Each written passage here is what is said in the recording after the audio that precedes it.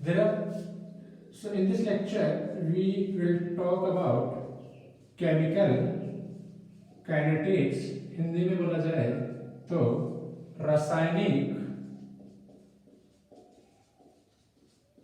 बल गतिकी, chemical kinetics. तो इस चैप्टर को शुरू करने से पहले इस चैप्टर का केमिकल रिएक्शंस का मोटा मोटा ओवरव्यू लेते हैं। तो देखिए, किसी भी केमिकल रिएक्शन से रिगार्डिंग तीन प्राइमरी क्वेश्चंस होते हैं। First question is regarding spontaneity of a reaction. Spontaneity of a reaction in the sense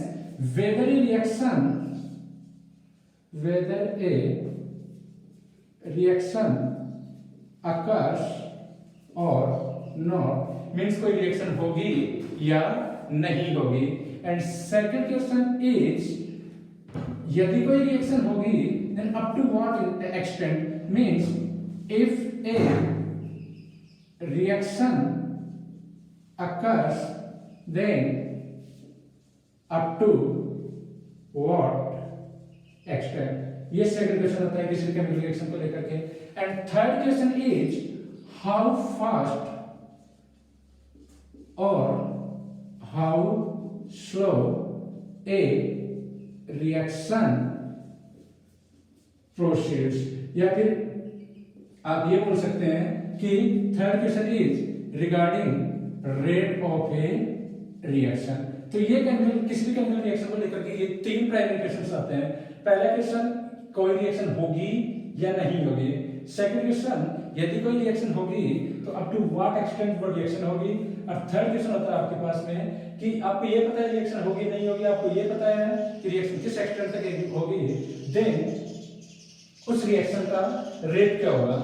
तो हम one by one in questions को आंसर करने की कोशिश करते हैं। तो यहां से ये तो हो गए आपके पास में क्वेश्चंस, अब इनके आंसर्स हम ढूंढते हैं। तो जो पहला क्वेश्चन है स्पॉन्टेनिटी या कोई रिएक्शन होगी या नहीं होगी, इस क्वेश्चन का जवाब आता है आपके पास में थर्मोडायनेमिक्स चैप्टर से। 11th क्लास में जो थर्मोडायनेमिक्स चैप्टर पढ़ाया जाता है वहां पे एक चीज सिखाई जाती है कि किसी रिएक्शन के लिए यदि डेल्टा जी नेगेटिव हो या फिर किसी रिएक्शन के लिए यूनिवर्स का एंट्रोपी इंक्रीज कर रहा हो तो ये नेसेसरी कंडीशन होती है स्पॉन्टेनिटी के लिए। यदि ऐसा होता है तो दो रिएक्शंस आ रहे स्पॉन्टेनियस। सेकंड क्वेश्चन कि यदि कोई रिएक्शन होती है तो किस एक्सटेंट तक होती है, इसका आंसर आता है आपके पास में केमिकल इक्विलिब्रियम से।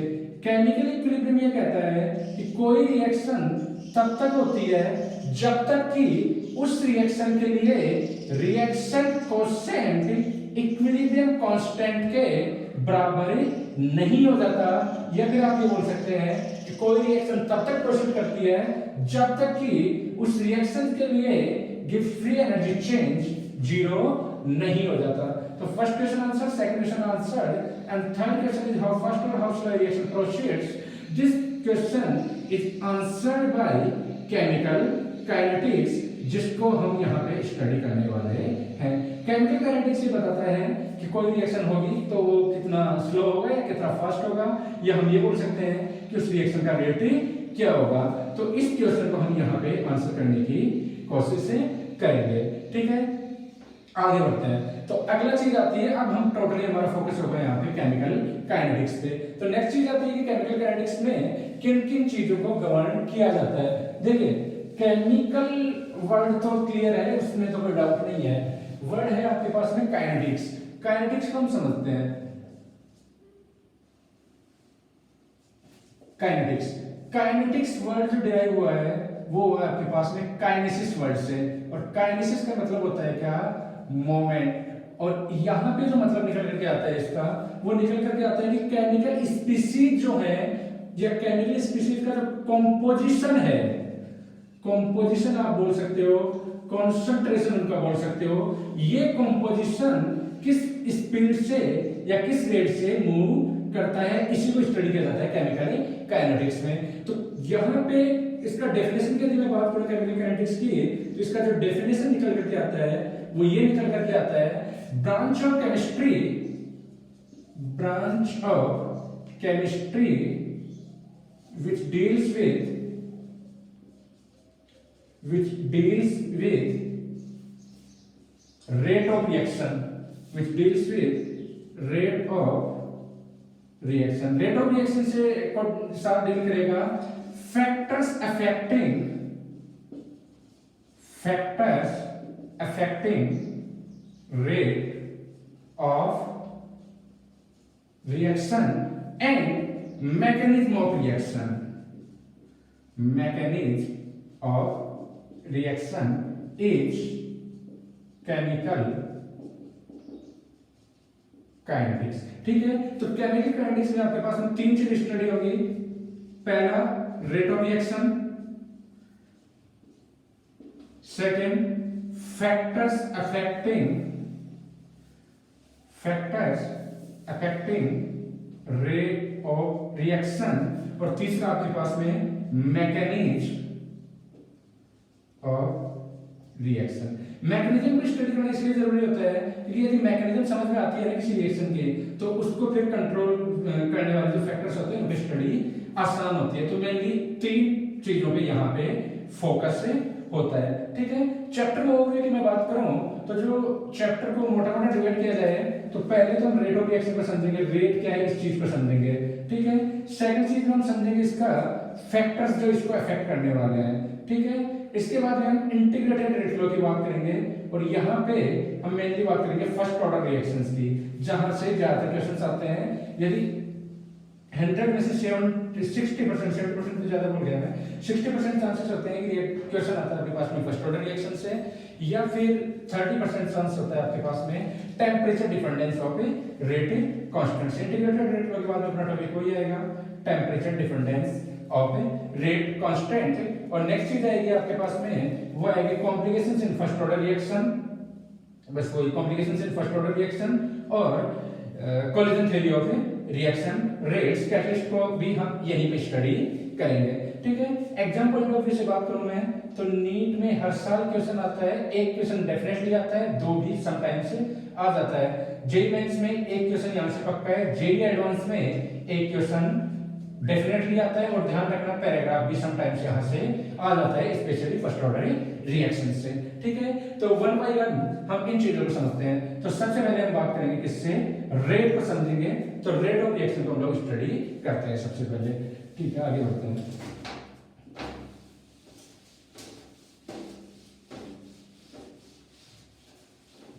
तो फर्स्ट चीज है आपके पास में रेट ऑफ रिएक्शन. तू कहीं जो खराब होगा. रेट ऑफ रिएक्शन को हम समझते हैं सबसे पहले. तो एक सिंपल रिएक्शन से हम बात करते हैं. कोई केमिकल रिएक्शन है जिसमें ए रिएक्टेंट है और बी है आपके पास में प्रोडक्ट, और किसी T इक्वल टू 0 पे ए का concentration T equal to T1 ले लीजिए, ए का कॉन्सेंट्रेशन A1 है और B का जो कॉन्सेंट्रेशन है वो है आपके पास में B1. अब सिंस A और B दोनों के स्टोइकियोमेट्रिक कोएफिशिएंट हैं बराबर, तो मान लीजिए किसी T equal to T2 time पे A का कॉन्सेंट्रेशन X यूनिट से डिक्रीज कर जाता है, तो A का जो कॉन्सेंट्रेशन हो जाएगा आपके पास में वो हो जाएगा A1 माइनस एक्स. तो B का जो कॉन्सेंट्रेशन आ जाएगा वो आ जाएगा आपके पास में B1 प्लस एक्स. ये A और B का कॉन्सेंट्रेशन होंगे. अब यहां से आप टाइम इंटरवल या टाइम ड्यूरेशन की यदि आप बात करें तो टाइम इंटरवल आएगा आपके पास में T2 माइनस T1, जिसको लिखेंगे आप क्या, डेल्टा T. अच्छा, change in concentration of A जो हो जाएगा वो हो जाएगा ए की final concentration, that is A1 minus x minus initial concentration of A, that is A1. तो यहां से चेंज इन कॉन्सेंट्रेशन ऑफ ए आ जाएगा आपके पास में minus x.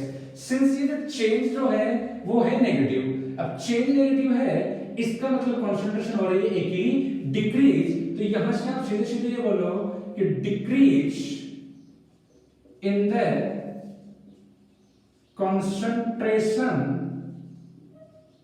of A, that will be x simply आप मैग्नीट्यूड वाइज बात करो तो, और चेंज का दिया आप बोलोगे तो चेंज को बोलोगे आप डेल्टा ए, ठीक है। तो यहां से आप ये बोल सकते हो minus delta A, it will be decrease in concentration of A. अच्छा, अब आप बात करो रेट की कि पर इन टाइम कितना चेंज हो रहा है कॉन्सेंट्रेशन में। तो नेक्स्ट चीज आती है आपके पास में rate of change of concentration of A that will be equal to change in concentration of A divided by time interval। अब change in concentration of A जो है वो है आपके पास में डेल्टा A, और टाइम इंटरवल लगाए यहां से यहां तक लेकर के डेल्टा T, ठीक है। अच्छा, और यदि आप x के टर्म्स में बोलो इसको तो ये हो जाएगा आपके पास में minus X over delta T. अच्छा, ये तो रही रिएक्टेंट की बात है। अब हम प्रोडक्ट के हिसाब से इस चीज को समझते हैं एक बार। तो यहां से आपके पास में change in concentration of B जो आएगा आपके पास में वो आएगा final concentration of B that is b1 plus X minus b1 that will be equal to delta b, और ये आ जाएगा आपके पास में, इसको लिख सकते हो आप क्या x। तो change in concentration of b आया आपके पास में x, और सिंस x पॉजिटिव है it means that concentration of b is increasing. तो यहां से आप बोलेंगे increase in concentration of B will be simply delta B, क्योंकि पॉजिटिव है, चेंज इन पॉजिटिव इसका मतलब इंक्रीज हुआ है, तो डेट विल बी x। और यहां से आप लोग बात करें rate of change of concentration of B that will be equal to change in concentration of B divided by time interval, ठीक है। Change in concentration of B आएगा आपके पास में डेल्टा बी, और टाइम इंटरवल लग गया यहां से यहां तक delta T, and delta B is equal to X, तो it will be X by delta T. अच्छा, इसको आप rate of increase of concentration of B बोलोगे तो ये आ जाएगा आपके पास में rate of increase of concentration of B that will be simply आपके पास में increase in concentration that is equal to delta B और delta T, या फिर आपके पास में x और delta T। तो यहाँ पे आपने दो केमिकल स्पीशीज का जो रेट है वो निकाल चुके हो आप, ठीक है। अच्छा, अब यहां से आप दो केमिकल स्पीशीज का रेट यदि निकाल चुके हो तो अब नेक्स्ट चीज आती है एक्सप्रेस करोगे। अब रेट को एक्सप्रेस करने के दो तरीके हैं आपके पास में, या तो आप ए के टर्म्स में एक्सप्रेस करो या बी के टर्म्स में एक्सप्रेस करो। अब यहां से देखिए ए और बी का रेस्पेक्ट में जो ए का डिक्रीज का रेट और बी का इंक्रीज का जो रेट आ रहा है वहां पे एक चीज कॉमन आ रही है that is x over delta T. तो यही से हम इसको बात करते हैं, रेट ऑफ रिएक्शन को हम डिफाइन करते हैं। यहां पे देखिए rate of change of concentration of A हमने बात की है, rate of increase of concentration of A हम बात करते हैं, sorry decrease of concentration of A. Decrease in concentration कितना है x या माइनस डेल्टा है। तो यहां से एक चीज और निकालते हैं rate of decrease of concentration of A, ठीक है। तो डिक्रीज इन कंसंट्रेशन आपके पास में माइनस डेल्टा है ओवर डेल्टा टी, या फिर आपके पास में minus X over X over delta T, ठीक है। ये हो जाएगा minus delta A over delta T या फिर एक्स ओवर डेल्टा टी। तो यहां से यदि आप रेट को डिफाइन करने की कोशिश करेंगे ना तो दोनों केस में एक चीज कॉमन आ रही है that is x over delta T, और दोनों केस से जो सेम रिजल्ट आ रहा है उसी को बोल देते हैं आपके पास में क्या रेट ऑफ रिएक्शन। तो यहां से आपके पास में रेट ऑफ रिएक्शन हो जाती है क्या, rate of increase in concentration of B, या फिर आप rate of increase of concentration of B that is X of delta T, या फिर आपके पास में rate of decrease in concentration of A that is also X of delta T, rate of decrease of concentration of A that is also equal to x over delta t। तो इस तरीके से आप यहाँ पे रेट ऑफ रिएक्शन को define कर सकते हैं, ठीक है। अच्छा, तो यहां से x और डेल्टा t को आप लिखोगे तो रेट ऑफ रिएक्शन क्या हो जाएगी, डेल्टा b और डेल्टा t या फिर माइनस डेल्टा a और डेल्टा t। तो यहां से अपने पास में जो रेट ऑफ रिएक्शन निकल करके आएगी, rate of reaction that is x over delta t, a के टर्म्स में बात करोगे तो minus delta a over delta t, और यदि b के टर्म्स में बात करोगे तो delta b over delta t। आप चाहे रिएक्टेंट को डिफाइन कर सकते हैं, आप चाहे प्रोडक्ट को डिफाइन कर सकते हैं। रिएक्टेंट को डिफाइन करेंगे तो माइनस आएगा, नेगेटिव इसलिए आएगा क्योंकि रेट ऑफ रिएक्शन रहना है पॉजिटिव, और delta a bye delta t, delta a bye delta t this term is negative, तो नेगेटिव इनटू नेगेटिव मल्टीप्लाई होकर के ओवरऑल रिजल्ट आएगा आपके पास में पॉजिटिव। तो रेट ऑफ रिएक्शन को डिफाइन और निकाल के लाना आपको फाइनली पॉजिटिव में, ठीक है। और यदि b के टर्म में आप बात करते हो तब कोई दिक्कत ही नहीं है, delta b is positive, delta t is positive, so overall result is positive, ठीक है। तो इस तरीके से आप डिफाइन कर सकते हैं रेट ऑफ रिएक्शन को। अच्छा, और ये चीज ध्यान रखिएगा आप, rate of reaction can be defined either in terms of rate of increase of concentration of product or in terms of rate of decrease in concentration of a reactant, ठीक है। आगे बढ़ते हैं, तो ये तो रही आपके पास में एक सिंपल वाला रिएक्शन जिसमें दोनों ही रिएक्टेंट प्रोडक्ट, एक रिएक्टेंट था एक प्रोडक्ट था और दोनों का स्टोइकियोमेट्रिक कोएफिशिएंट बराबर थे। अच्छा, कोई और टिपिकल इक्वेशन हो, सपोज कि जिसके अंदर कांस्टेंट स्टोइकियोमेट्रिक कोएफिशिएंट्स बराबर नहीं हो, उसके लिए रेट किस टाइप से डिफाइन होगी, इसकी हम बात करते हैं। तो मान लीजिए कि कोई आपके पास में सिंपली कोई रिएक्शन है small a stoichiometric coefficient plus b again small b stoichiometric coefficient and reaction c product है और d small a b c d are stoichiometric coefficient. किसी time t equal to t1 पे suppose कि A का concentration A है, B का concentration B है, C का कंसंट्रेशन C है और D का कंसंट्रेशन आपके पास में D है। अब कुछ टाइम बाद में T equal to T2 time पे रिएक्शन तो प्रोसीड करेगी, लेकिन अब जब यदि A और B दोनों के स्टोइकियोमेट्रिक कोएफिशिएंट बराबर हो तब तो आप ये बोल सकते हो कि यदि इसमें से x रिएक्ट किया है तो इसमें x यहाँ पे x से प्रोड्यूस हुआ है, लेकिन यहाँ पे स्टोइकियोमेट्रिक कोएफिशिएंट बराबर नहीं है। अब स्टोइकियोमेट्रिक कोएफिशिएंट बराबर नहीं है तो जो रिएक्शन प्रोसीड करेगी वो प्रोसीड करेगी आपके पास में proportional to their respective stoichiometric coefficient. तो A का जो कंसंट्रेशन हो जाएगा मान लीजिए कुछ टाइम बाद में वो हो जाएगा A माइनस AX और B का हो जाएगा आपके पास में B माइनस BX, C का हो जाएगा आपके पास में C प्लस CX और D का हो जाएगा आपके पास में D प्लस DX। इस टाइप से इनकी कॉन्सेंट्रेशन से चेंज हो जाएंगे। अच्छा, टाइम इंटरवल की बात करें या टाइम ड्यूरेशन की बात करें तो टाइम इंटरवल आएगा आपके पास में T2 minus T1 that is delta T, this will be time interval. Change in concentration of A यदि आप निकालोगे तो वो होगा आपके पास में final concentration of A that is A minus AX minus original concentration of A that is A। तो यहां से चेंज इन कंसंट्रेशन जो आ जाएगा वो आ जाएगा माइनस AX।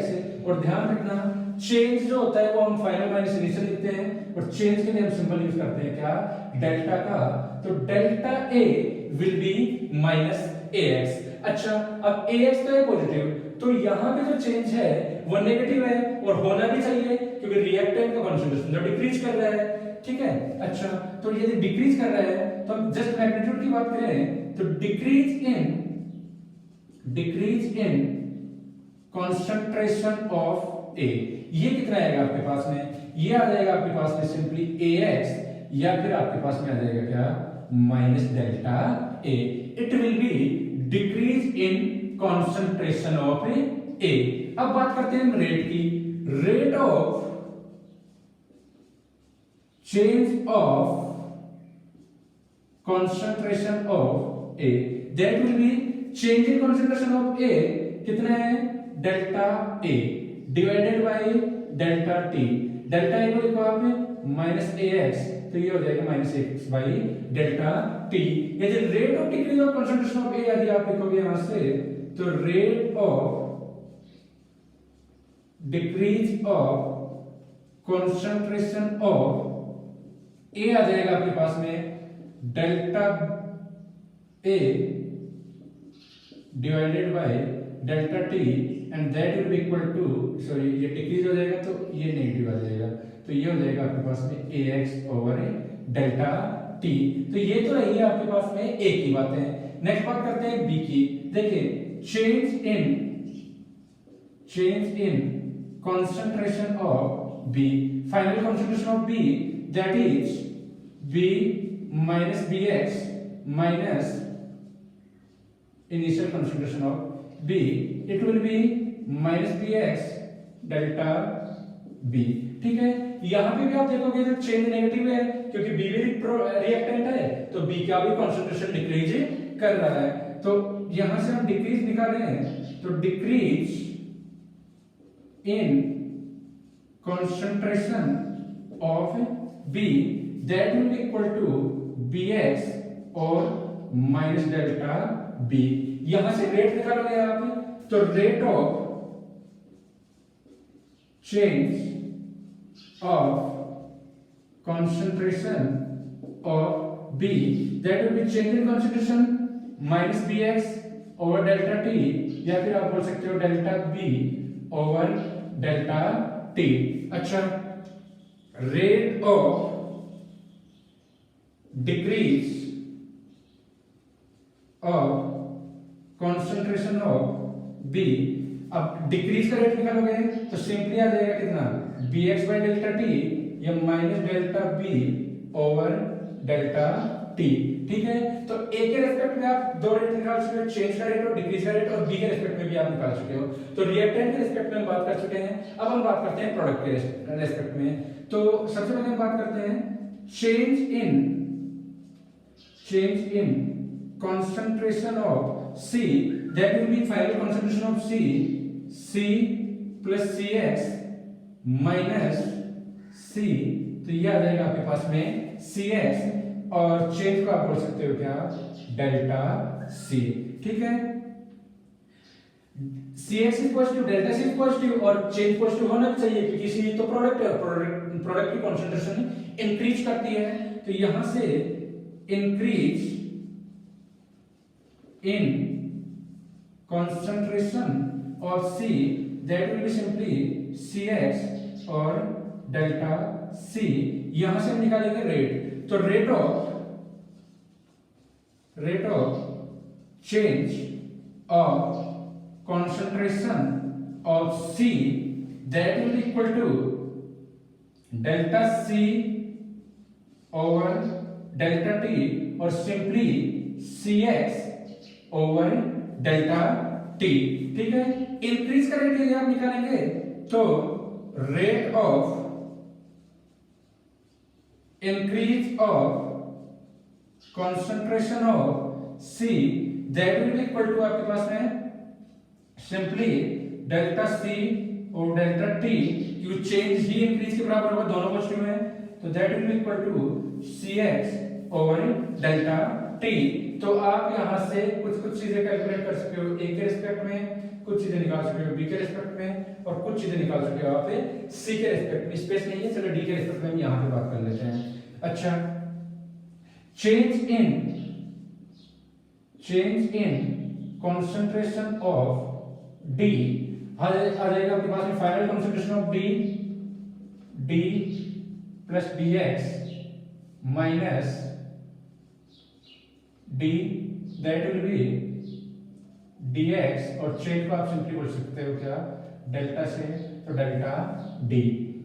प्रोडक्ट है, इंक्रीज हुई है कॉन्सेंट्रेशन, तो increase in concentration of D dx delta D.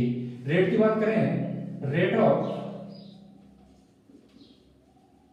Change of concentration of D, ये आ जाएगा आपके पास में dx और डेल्टा टी, या सिंपली डेल्टा डी और delta T. Rate of increase निकालोगे तो rate of increase of concentration of D simply dx और डेल्टा टी, या फिर डेल्टा डी और डेल्टा टी। इस टाइप से आप रेट कैलकुलेट, ये सबके स्पीशीज का चेंज का रेट आप निकाल सकते हो। अच्छा, अब यहां से हम रेट को कैसे डिफाइन करेंगे? देखिए, ए का डिक्रीज का रेट, बी का डिक्रीज का रेट, सी का इंक्रीज का रेट और डी का भी इंक्रीज का रेट। इन सब में ना एक चीज कॉमन आ रही है, एक्स और डेल्टा टी, लेकिन एक्स और डेल्टा टी सब जगह किसी ना किसी कोएफिशिएंट से मल्टीप्लाई है। तो यहाँ पे जो रेट डिफाइन होगी वो रेट ऑफ रिएक्शन डिफाइन होगी आपके पास में। रेट ऑफ रिएक्शन जो सब चीजों में कॉमन आ रहा है, एक्स ओवर डेल्टा टी, ऐसे रेट डिफाइन हो जाएगी। और ऐसे यदि रेट डिफाइन हो जाएगी तो यहां से आपके पास में जैसे ए के लिए आप निकालोगे एक्स और डेल्टा टी, तो स्मॉल ए यहां पे आ जाएगा, तो ये हो जाएगा आपके पास में -1 upon A delta A by delta T. 20 के लिए निकालोगे तो एक्स ओवर डेल्टा टी जो आएगा आपके पास में वो आ जाएगा -1 upon B, -1 upon B delta B over delta T.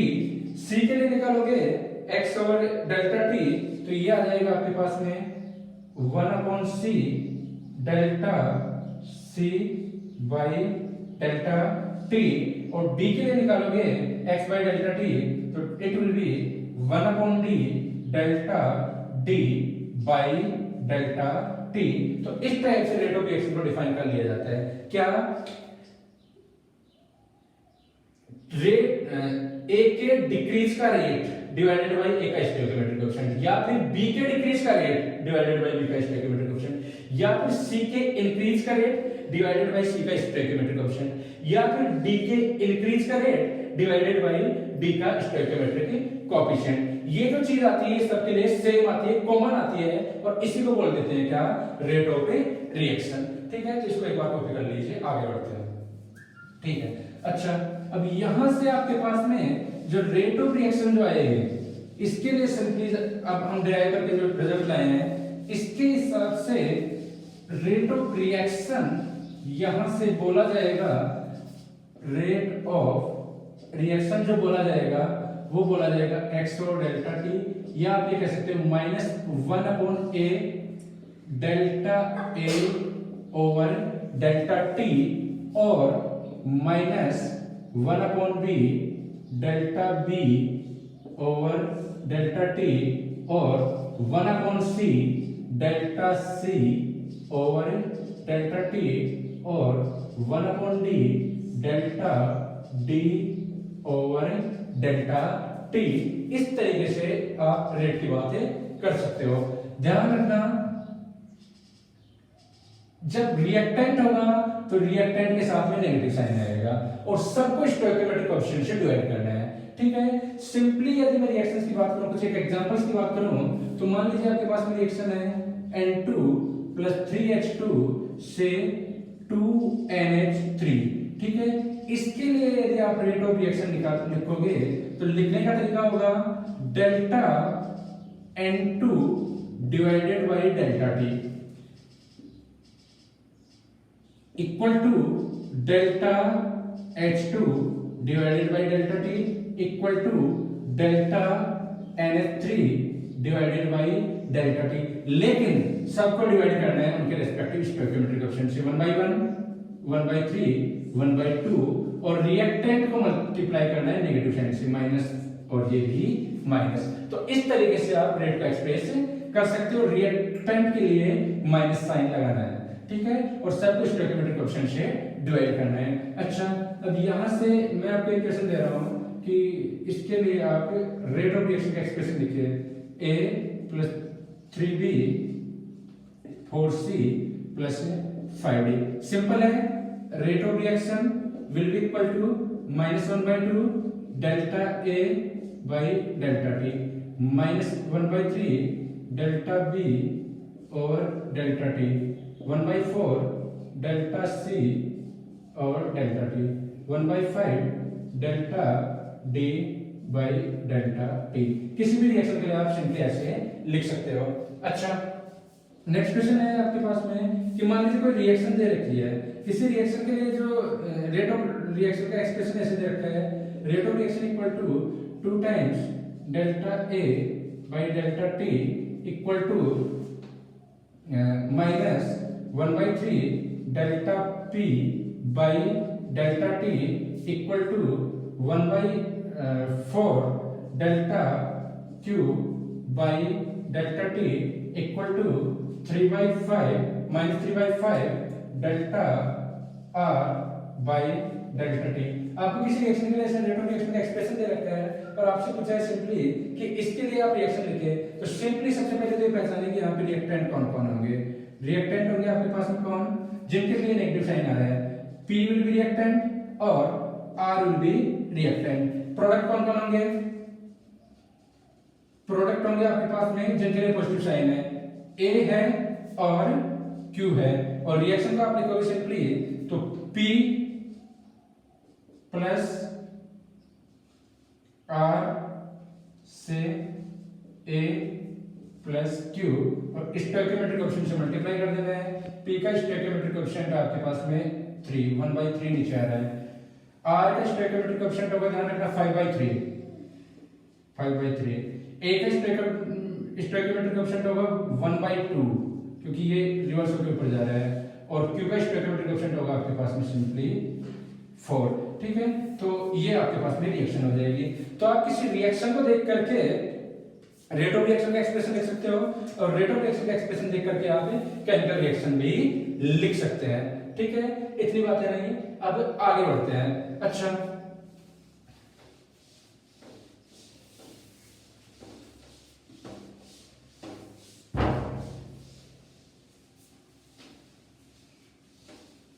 कोई रिएक्शन है, सिंपली मान लीजिए आपके पास में A से 2B करके कोई रिएक्शन है, और इस रिएक्शन के लिए आप रेट ऑफ रिएक्शन का एक्सप्रेशन लिखना है आपको। मैं R1 बोल देता हूं, तो ये हो जाएगा आपके पास में क्या, minus delta A by delta T equal to 1/2 delta B by delta T, ठीक है। अच्छा, अब कोई मान लीजिए इस रिएक्शन को किसी स्टोइकियोमेट्रिक कोएफिशिएंट से मल्टीप्लाई कर देता है। इस रिएक्शन को कोई लिख देता है 2A टू 4B, रिएक्शन तो बैलेंस करनी चाहिए। तो यहां से जो रेट है ROR2, इसको लिखा जाएगा क्या, -1/2 delta A by delta T equal to 1/4 delta B by delta T। और मान लीजिए जो थर्ड पर्सन है वो इस रिएक्शन को ऐसे लिखने के बजाय 1/2A से B इस टाइप से लिखेगा, तो इसके लिए जो रेट ऑफ रिएक्शन बन जाएगा आपके पास में वो बन जाएगा -2 delta A by delta T या फिर delta B by delta T, ठीक है। तो आप ये ऐसे लिखते हो, ऐसे लिख सकते हो या ऐसे लिख सकते हो। अच्छा, अब यदि आप रिएक्शन को अलग अलग तरीके से एक्सप्रेस करोगे तो रेट ऑफ रिएक्शन तो बदल जाएगी। तो इसका क्या चक्कर है, इसको हम एक बार समझते हैं। देखिए, मान लीजिए कि ये आपका कोई वेसल है, रिएक्शन वेसल है, जिसमें रिएक्शन ये प्रोसीड कर रही है A से B।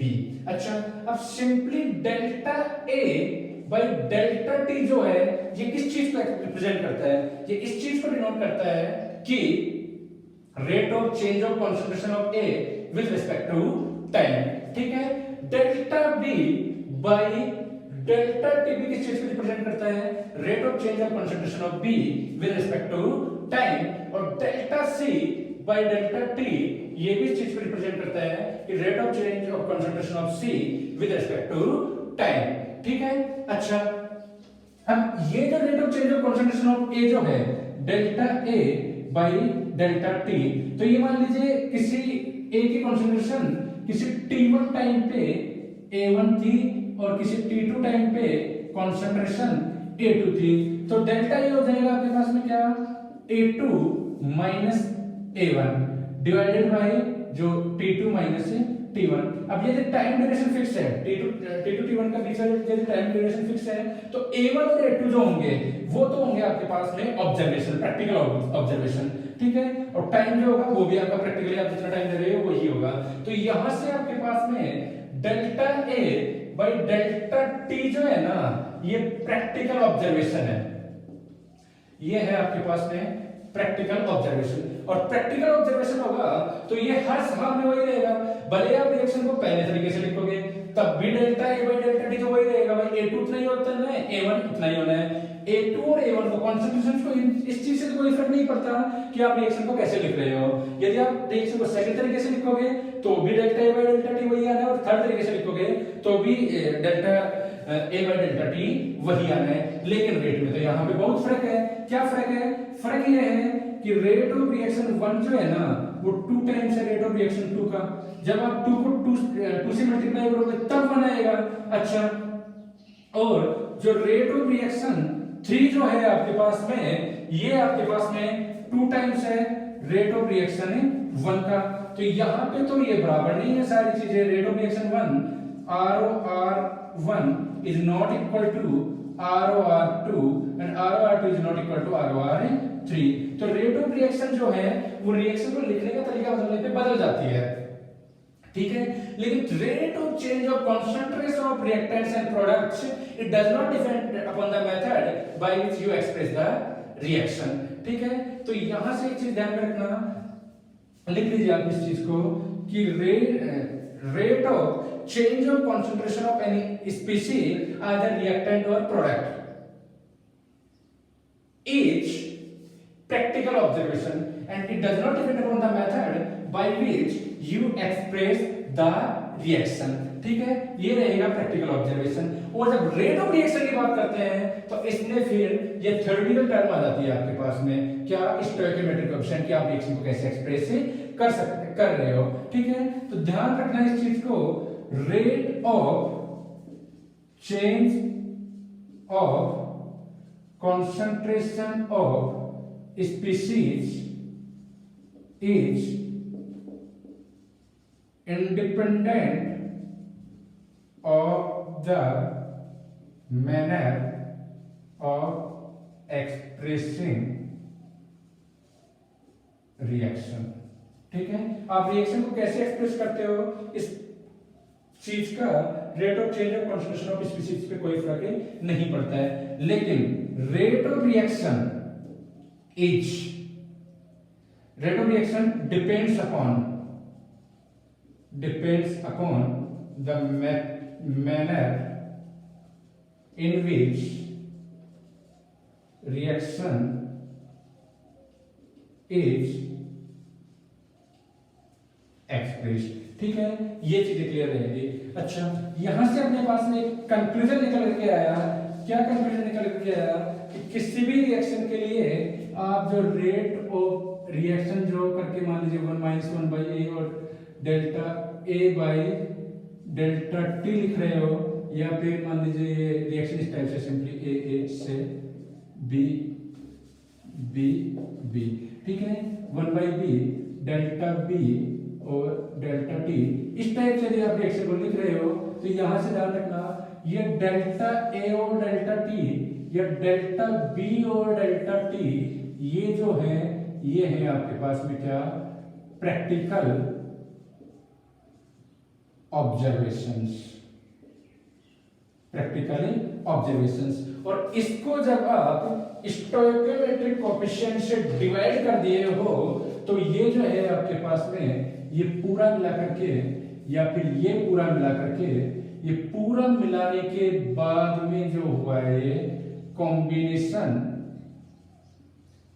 ऑफ प्रैक्टिकल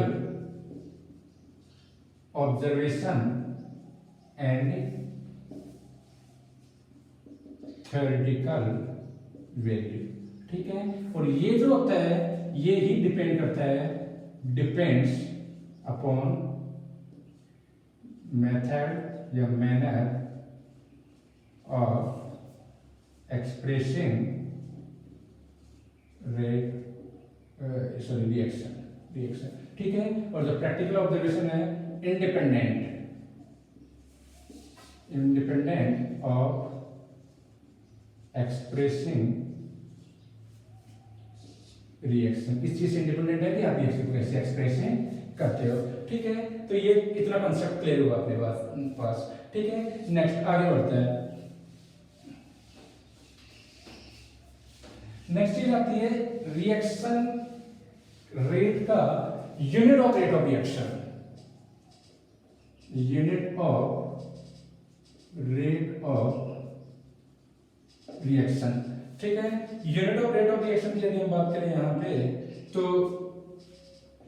देखिए रेट ऑफ रिएक्शन है वो है कुछ ना कुछ stoichiometric coefficient that is limitless into change in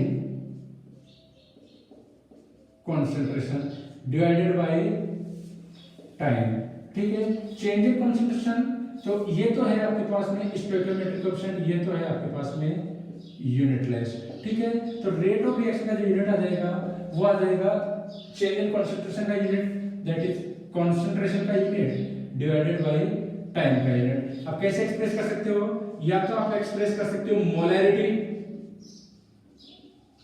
per unit time, या मोलैरिटी को एक्सप्रेस करने का तरीका होता है कैपिटल एम पर टाइम। ठीक है, या फिर मोलैरिटी को यदि आप मोल पर लीटर में लिखते हो तो मोल पर लीटर पर टाइम, डिपेंड करता है आप टाइम में एक्सप्रेस कर, टाइम को सेकंड में कर रहे हो तो मोल पर लीटर पर सेकंड आप देख सकते हो, आर में कर रहे हो मोल पर लीटर पर आर, ईयर में कर रहे हो मोल पर लीटर पर ईयर, वो डिपेंड करता है कि आप रिएक्शन को कैसे एक्सप्रेस कर रहे हो। अच्छा, क्या होता है ना कि गैसेस रिएक्शन में कंसंट्रेशन जो होती है मोलरिटी वो प्रोपोर्शनल टू प्रेशर होती है। ठीक है, कैसे होती है आपको पता है, पीवी इक्वल टू एनआरटी, और यहां से P equal to N by V R T. अच्छा, N by V concentration, P equal to M R T, तो यहां से प्रेशर आ गया प्रोपोर्शनल टू मोलरिटी। तो गैसेस रिएक्शन में या गैसेस स्पीशीज जब इन्वॉल्व हो तो आप कंसंट्रेशन को मोलरिटी की बजाय प्रेशर में भी एक्सप्रेस कर सकते हो।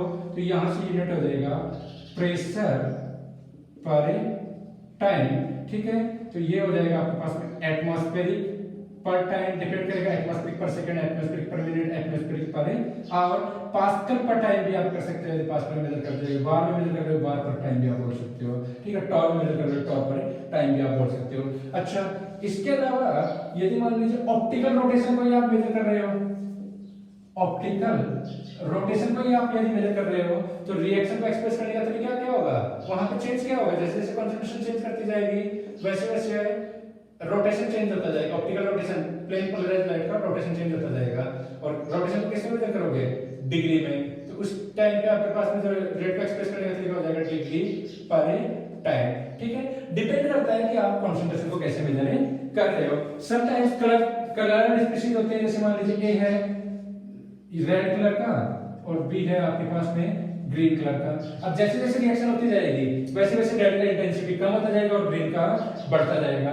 तो एक तरीका वो भी हो सकता है कि rate of decrease of concentration of red colour या फिर rate of increase of concentration of green colour. वो डिपेंड करता है कि आप प्रैक्टिकल ऑब्जर्वेशन में किस कंसंट्रेशन टर्म को आपने ले रहे हो या कैसे आप उसको मेजर कर रहे हैं। कई बार स्मेल से भी हो जाता है कि एक मान लीजिए कोई ऑफेंसिव स्मेल है, बी का नहीं है, बी का अच्छा स्मेल है, जैसे जैसे रिएक्शन होता जाएगा गंदा स्मेल खत्म होता जाएगा और अच्छा स्मेल आता चला जाएगा। तो इसके अकॉर्डिंगली ये रेट ऑफ रिएक्शन का यूनिट निकल करके आता है। मेन यूनिट आप ये ध्यान रखना, मोलरिटी पर टाइम या मोल पर लीटर पर टाइम, और ये भी गैस स्पेसिफिकेशन का टाइम इन्वॉल्व होता है। यदि ऑप्टिकली एक्टिव सब्सटेंस है तो ये भी आ जाता है समटाइम्स। ठीक है, अच्छा, तो ये तो रही आपके पास में एवरेज रेट की बातें। अब बात करेंगे हम इंस्टेंटेनियस रेट की। तो यहां पे कोई रिएक्शन है, मान लीजिए ए से बी, ठीक है।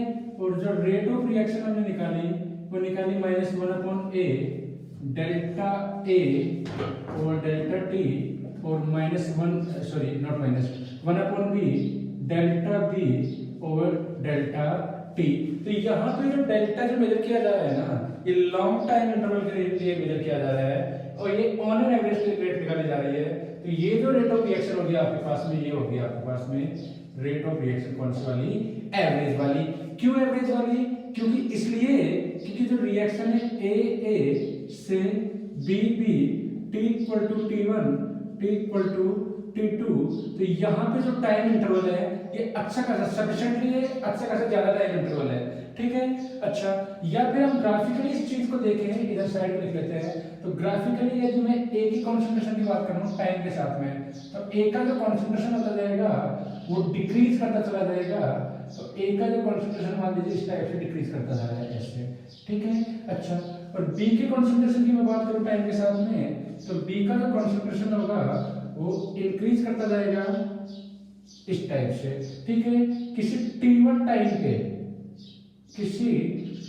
टाइम पे कॉन्सेंट्रेशन था A1 और कुछ टाइम बाद में T2 टाइम बाद में कॉन्सेंट्रेशन हो गया था रिएक्टेंट का कितना, A2, ठीक है। तो यहाँ पे देखिए ग्राफ में क्लियर है कि A का जो कॉन्सेंट्रेशन है वो डिक्रीज हो रहा है।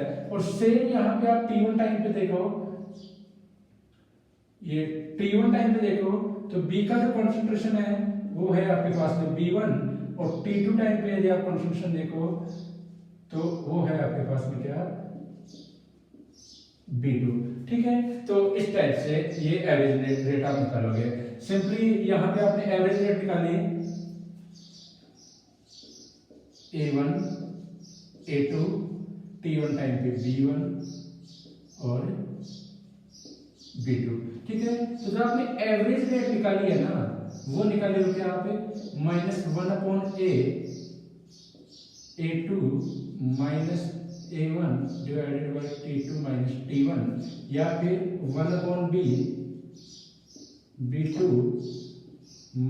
B1 divided by T2 T1। ये तो निकाले हो आप एवरेज रेट। इंस्टेंटेनियस रेट क्या होगा? इंस्टेंटेनियस रेट होगा, जैसा आप फिजिक्स में एवरेज स्पीड के बाद में इंस्टेंटेनियस स्पीड या वेलोसिटी पढ़ते हो। इंस्टेंटेनियस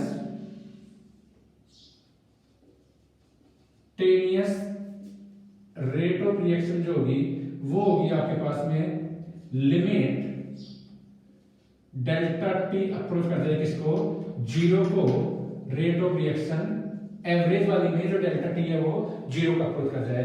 तो रेट ऑफ रिएक्शन इंस्टेंटेनियस जो हो जाएगी, ये हो जाएगी -1/a delta A over delta T, या फिर 1/b, ध्यान ये सॉरी लिमिट लगेगी यहाँ पे, limit delta T tends to 0 -1/a delta A over delta T, और limit delta T tends to 0 1/b delta B over delta T. और जब डेल्टा टी 0 का अप्रोच करता है तो इसको हम लिख देते हैं क्या, dt। तो यहां से रेट ऑफ रिएक्शन इंस्टेंटेनियस जो आ जाएगा वो आ जाएगा -1/a dA बाई dt और 1/b dB बाई dt, ठीक है। या फिर आप ये कह सकते हो कि ये T2 जो है वो क्लोज आ जाए और एकदम किसके पास में पहुंच जाए, T1 के पास में। तो ये वाला जो रेट होगा ये यहां से, ठीक है, इस टाइप से। अच्छा, अब यहां से जो dA बाई dt है ये कॉन्सेंट्रेशन वर्सेस टाइम का स्लोप है। तो यहां से किसी भी टाइम पे आप रेट निकालना है ना तो वहां पे आप स्लोप निकाल लीजिए, ठीक है। तो यहां से आप ये बोल सकते हो कि इंस्टेंटेनियस रेट वही डेल्टा की जगह डी आ जाएगा और डी जो होगा, ये dt जो होगा वो इनफाइनाइटली स्मॉल इंटरवल होगा। तो ऐसे लिख सकते हो आप इंस्टेंटेनियस रेट ऑफ रिएक्शन। कैसे निकल करके आएगा, ऐसे स्लोप निकाल करके, जैसे T1 टाइम पे निकालना है तो यहीं पे आप स्लोप ड्रॉ कर दीजिए, ठीक है। और अच्छे से यदि आप समझना चाहो इसको तो इधर लिख लेते हैं इसको, जैसे concentration of A versus time, concentration of A versus time इस टाइप से चेंज हो रही है और आपको इस टाइम पे रेट निकालनी है, ये कोई t1 टाइम है, तो यहीं पे आप स्लोप प्लॉट कीजिए और स्लोप आएगा आपके पास में क्या, dA बाई dt, इसको 1/a से और सिंस स्लोप नेगेटिव तो इसको माइनस से मल्टीप्लाई कर दीजिए, यही हो जाएगी आपके पास में क्या, रेट ऑफ रिएक्शन इंस्टेंटेनियस वाली एट जिस इंस्टेंट t1 पे, ठीक है। b के लिए यदि आपको बात करनी हो तो b का कंसंट्रेशन इस टाइप से इंक्रीज करता रहेगा और मान लीजिए t1 टाइम पे आपको रेट निकालनी है तो यही इस पे आप स्लोप ड्रॉ कर दीजिए, ठीक है। तो स्लोप आ जाएगा आपके पास में क्या, dv बाई dt 1/b से डिवाइड कर दीजिए, it will B rate of reaction कौन सी, इंस्टेंटेनियस वाली, ठीक है। तो इस तरीके से आप इंस्टेंटेनियस रेट ऑफ रिएक्शन में मेजर कर सकते हो, सिंपली कंसंट्रेशन वर्सेस टाइम का स्लोप मेजर करके आप इंस्टेंटेनियस रेट निकाल सकते हो, ठीक है। अच्छा ठीक है, उसके बाद में यहाँ पे ये स्लोप के हिसाब से आप रेट निकाल सकते हो।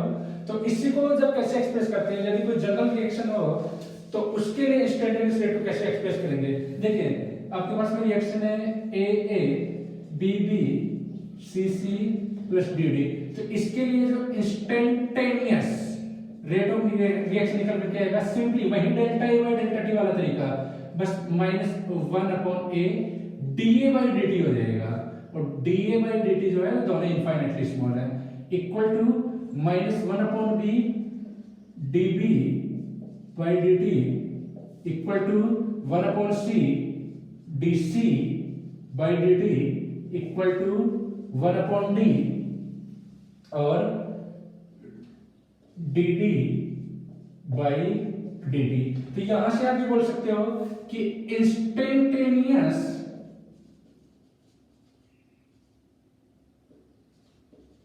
rate of reaction can be determined by measuring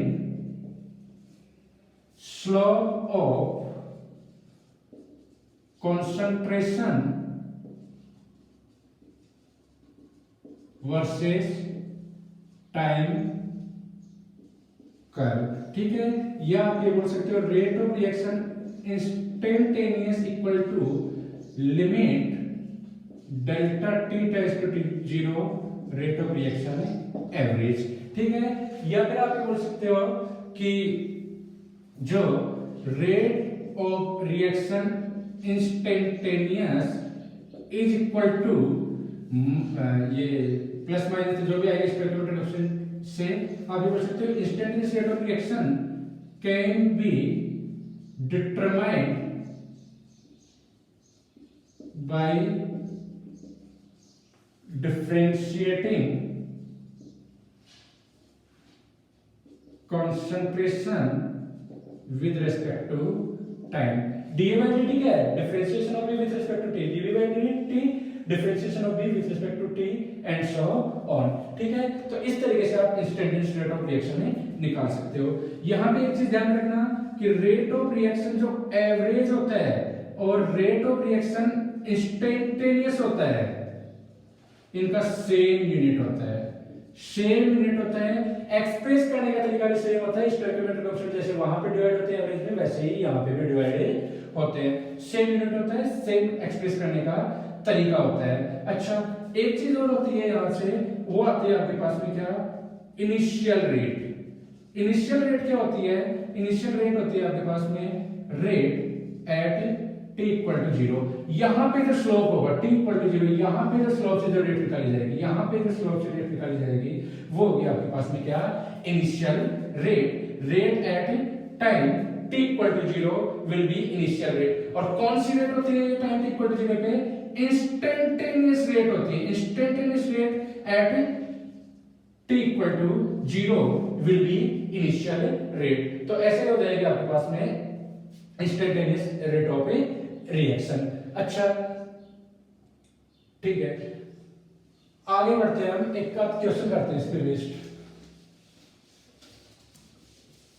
question आपके पास में कि कोई रिएक्शन है, सिंपली ए से बी रिएक्शन है, इन विच concentration of A is varying as A0 minus 2T करके कॉन्सेंट्रेशन जो है वो एक ही वेरी कर रही है। ठीक है, आपसे पूछा है रेट ऑफ रिएक्शन इंस्टेंटेनियस, तो क्या आप क्या करोगे, सिंपली -1/1 ए रिएक्टेंट है D A by D T और डिफरेंशिएट करोगे तो -1/1 डिफरेंशिएशन आएगा -2, तो ये आ जाएगा 2। ठीक है, instantaneous rate of a reaction. अच्छा, और कोई क्वेश्चन मान लीजिए आपके पास में P से R से P और इस इनविच कॉन्सेंट्रेशन ऑफ R जो है वो वेरी कर रहा है आपके पास में 1 -2T -3T², इस टाइप से। ठीक है, ऐसे आपका कॉन्सेंट्रेशन वेरी कर रहा है और आपसे पूछ रहे हैं rate of reaction instantaneous at t = 1 second. ठीक है, टाइम सेकंड में और कॉन्सेंट्रेशन मोलरिटी में है, तो आप कैसे निकालोगे, आप निकालोगे dr by dt, that will be simply -2 -6t। ठीक है, तो रेट ऑफ रिएक्शन हो गया आपके पास में -1/1 dr by dt, that will B -dr by dt। तो रेट ऑफ रिएक्शन जो आ जाएगी वो आ जाएगी 2 + 6t, और यहां से रेट ऑफ रिएक्शन इंस्टेंटेनियस, जैसे आपसे पूछा है t = 1 सेकंड पे, तो t = 1 पे रेट ऑफ रिएक्शन हो जाएगी 2 + 6t, तो ये हो जाएगा 8। ठीक है, मोलरिटी में तो 8 मोलरिटी पर सेकंड। आपसे पूछा है, मान लीजिए रेट ऑफ रिएक्शन पूछ ले आपसे, इंस्टेंटेनियस रेट ऑफ रिएक्शन पूछ ले एट t = 3 सेकंड पे, यदि आपसे पूछ ले तो क्या 2 + 6 × 3, तो इट विल बी 20 मोलरिटी पर सेकंड। इस टाइप से आप रेट ऑफ रिएक्शन कैलकुलेट कर सकते हो। यहां पे यदि इनिशियल रेट ऑफ रिएक्शन पूछी जाए, इनिशियल रेट ऑफ रिएक्शन पूछी जाए तो 2 + 6 × 0, दैट विल बी 2 मोलरिटी पर सेकंड। इस टाइप से निकल के आ जाएगी आपके पास में क्या, initial rate of a reaction. ठीक है, अच्छा, इस टाइप से आप निकाल सकते हो initial rate of a reaction. Next हम बात करेंगे, तो ये तो रिएक्शन को एक्सप्रेस करने का तरीका, जो इस चैप्टर का फर्स्ट पोर्शन था, फर्स्ट पार्ट था। ठीक है, 2019 में जनवरी के एग्जाम में जेईई मेंस में इससे एक अच्छा क्वेश्चन आया था, एक बार आप देखिएगा। ठीक है, अच्छा, इसके बाद में जो नेक्स्ट टॉपिक आता है अपने पास में, वो आता है आपके पास में फैक्टर्स